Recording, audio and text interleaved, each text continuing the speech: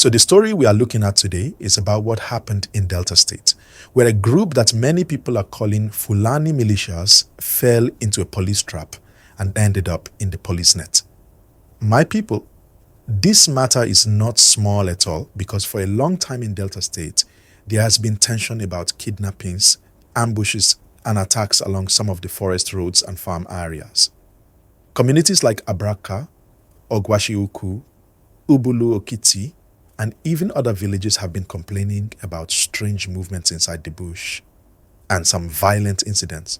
People have been scared, and there have been protests before, especially from students and farmers who were crying out that they needed more security.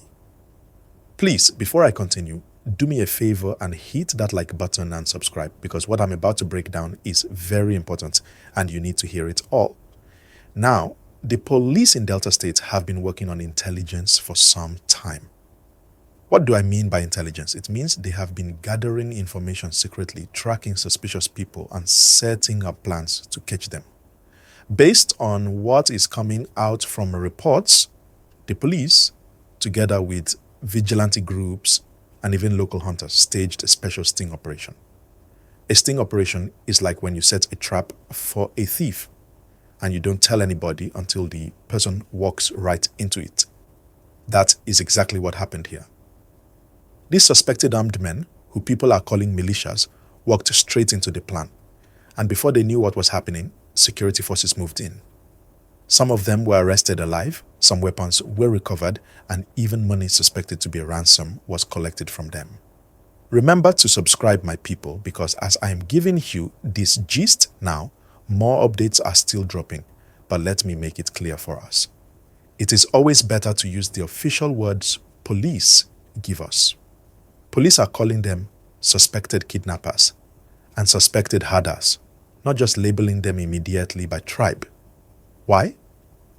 Because in Nigeria, once you attach an ethnic name to crime, it can cause more tension and even innocent people can be profiled wrongly. So let's focus on the crime. These are people who were allegedly kidnapping and terrorizing communities, and now they have landed in the police net. Please like the video now if you are still watching, and let me know in the comments what you think about the way police handled this matter. Now let's break it down small by small. These forests in Delta State, like the Abraka axis, are very dense. They give cover for criminals to hide. That's why kidnapping gangs always use them. Many victims have been picked up along the road and taken into those forests to demand ransom. That's why students and farmers went to the streets earlier this year, protesting and begging for government action. In fact, police officers were ordered to increase patrols, mount checkpoints, and do special tactical raids. And this very incident, this arrest of militias who fell into the trap, is one of the results of that increased operation. That is why this gist is very important, because it shows the police are trying. Don't forget, my people, tap the subscribe button and share this gist with somebody so that more people can understand what is happening in Delta State right now. But let us not pretend.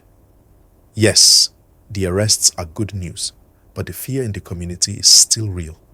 People are happy that suspects were caught, but at the same time, they are worried. Why? Because they know there are still others hiding in the bush. And when some of these groups are disturbed, they sometimes regroup and attack again. That is why people are saying we need more than just one sting operation. We need continuous action, continuous security, and also government support for the local people who are victims. Please, as you are hearing this now, if you agree, let me know in the comment section, and don't forget to like the video so more people can see this story. So after the police arrested these suspected militias in Delta State, the reaction from the community was mixed. On one side, you could feel the relief. People were happy because at least some of the people causing fear had been captured. Farmers could start to feel a little safer going back to their farmlands, and students moving around Abraka town could breathe small. But on the other side, there was still tension because many people believe the ones arrested are not the only ones. They believe there are still more hiding in the bush, watching, waiting, and planning. This fear is what makes communities always stay on edge. My people, This is why we must support the authorities by reporting strange movements and not keeping quiet. And please subscribe right now because we must keep spreading this awareness. Now, let me tell you something about Abraka itself. This town is a university town. Students are there in their thousands, and anytime insecurity rises, it affects not only the farmers and villagers, but also the young people who came from different states to study. That was why earlier this year, students actually came out to protest when some kidnappings happened on the road leading to campus. They blocked roads, they cried out, they said government should not wait until more lives are lost before they act. That protest put extra pressure on the Delta State Police Command, and that pressure is part of why we are seeing these sting operations today. So you see, when people raise their voices peacefully, it can push leaders to act. Don't forget to like this video if you're still watching. And also drop your comment about what you think students should do next to stay safe. Now let's look at how the sting operation actually works. Police don't just wake up and catch criminals like that. They gather information quietly. Sometimes the local hunters who know the bush very well give them tips. Sometimes vigilante groups in the community track movements and give updates. And sometimes even people who escaped from these gangs give police inside information about where they hide, how they collect ransom, and the routes they use.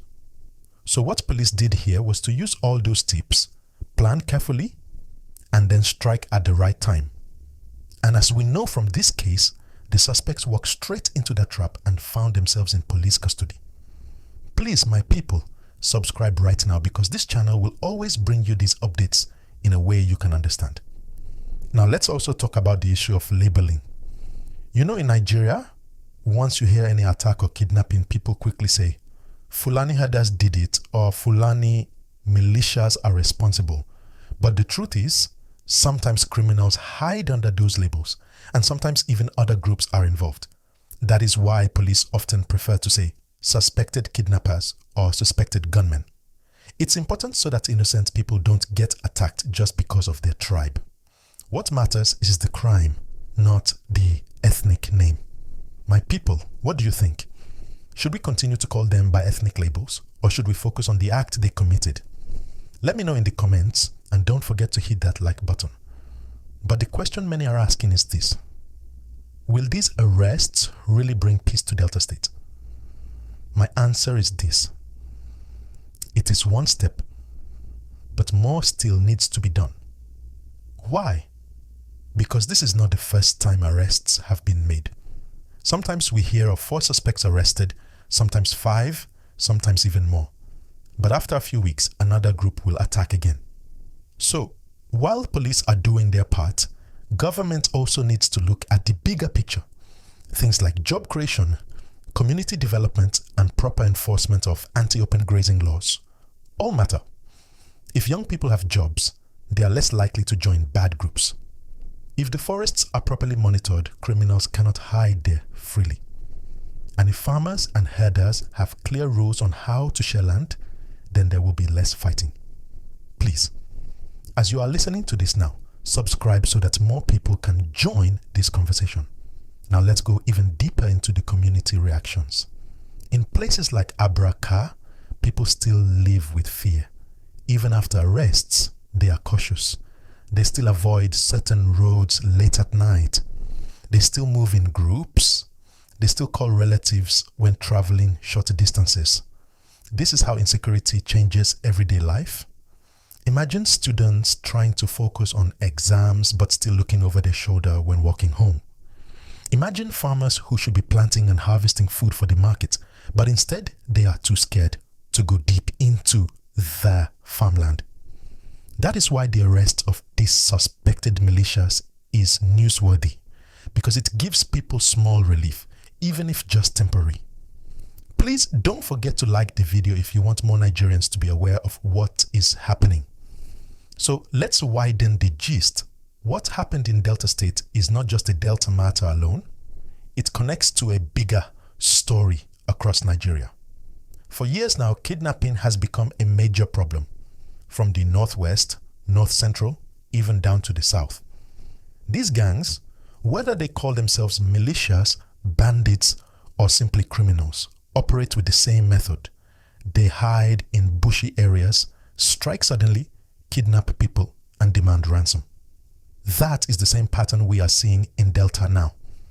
In the Northwest, for example, states like Kaduna, Zamfara, Katsina, Sokoto, we have heard countless stories of bandits taking over highways, abducting school children, and even attacking military posts.